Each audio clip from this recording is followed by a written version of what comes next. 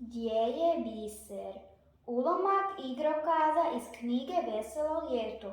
Josipe Franić Radulović.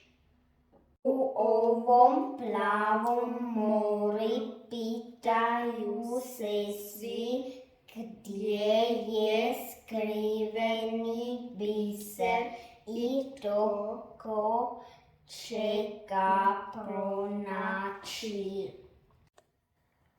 Volim duge šetnje po morskome dnu i baš uvijek sretnem hobotnicu tu.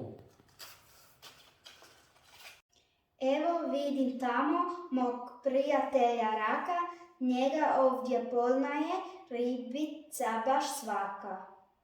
Čini mi se hobotnice kako nešto tražiš, vidim da na svaki svoj korak paziš.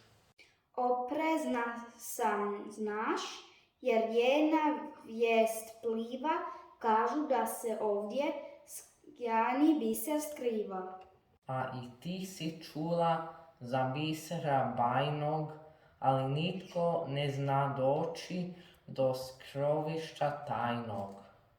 Mogli bismo zajedno u potragu poći, možda ćemo uspjeti do bisera doći. Hajdemo, požurimo, odmah brzo krenimo.